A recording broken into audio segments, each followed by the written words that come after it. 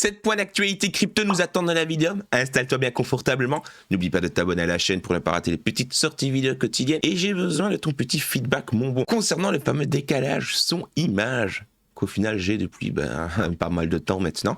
Est-ce que vous voyez une petite différence? Si oui ou non, faites-moi part de votre petit retour dans l'espace commentaire. Ça me ferait vraiment plaisir.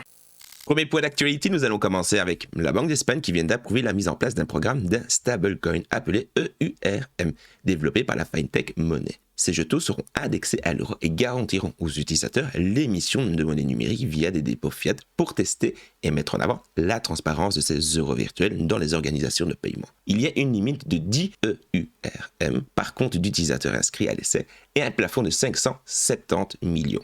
570 millions pour vous, mes amis français. Money espère montrer les avancées de ces paiements dans la zone et continue de développer les concepts pour faciliter les paiements liés à une monnaie fiduciaire programmable pour les entreprises. Deuxième point d'actualité, nous allons parler d'un petit point qui fait écho aux vidéos précédentes, d'où l'importance de t'abonner à la chaîne, mon bon, et d'activer ces petites cloches. OpenAI et Microsoft ont annoncé l'extension de leur partenariat dans une déclaration publiée. Le laboratoire de recherche en intelligence artificielle et le géant de la technologie ont orchestré un investissement multi-année et multi-milliards de dollars. Les deux plateformes avaient précédemment collaboré sur des projets ensemble grâce aux investissements de Microsoft en 2019 et en 2021. De plus, le créateur de ChatGPT a déclaré que le partenariat d'investissement alimentera leur recherche continue dans le domaine relativement inconnu de l'intelligence artificielle. Tu n'es peut-être pas au courant, mon bon, mais il existe moult crypto-monnaies basées sur l'intelligence artificielle et je t'ai fait une petite sélection de 5 cryptos lors d'un petit top que tu pourras retrouver sur la chaîne secondaire. Va donc faire un tour. Troisième point d'actualité, nous allons parler de Binance Charity, une organisation à but non lucratif liée à Binance. Ces derniers ont dépensé 2,2 millions de dollars en BUSD pour offrir des bourses d'études à des étudiants qui souhaitaient développer leurs compétences dans le domaine du Web3. Il y a eu un total de 36 500 bourses attribuées sur 82 000 demandes. Les demandes ont été faites dans des établissements d'enseignement à travers le monde. Binance Charity travaille également avec des établissements basés en Ukraine pour aider les personnes ayant perdu leur emploi en raison de l'invasion russe. Nous pouvons noter également l'organisation à but non lucratif de Women in Tech pour offrir une formation à 3000 femmes en Afrique du Sud et au Brésil. Le but est d'accroître la diversité et le talent dans l'industrie et soutenir la croissance de l'industrie du Web3. Quatrième point d'actualité, le cofondateur d'Ethereum, Vitalik Buterin, a proposé un système d'adresse Stealth pour améliorer la confidentialité sur la blockchain Ethereum. Petite parenthèse, tu sais bien que mon accent anglais laisse à désirer, donc ne me blâme pas. Dans un article de blog récent, Buterin a écrit que la confidentialité est l'un des principaux défis restants de l'écosystème Ethereum. Le système d'adresse Stealth est basé sur un mécanisme qui permettrait à tout portefeuille Ethereum de générer des adresses publiques crypto camouflées, appelées par conséquent adresses Stealth. Les adresses de type Stealth, quelque chose de style là, les adresses proposées sont donc un moyen d'accroître la confidentialité sur Ethereum en créant des adresses uniques et anonymes pour chaque transaction.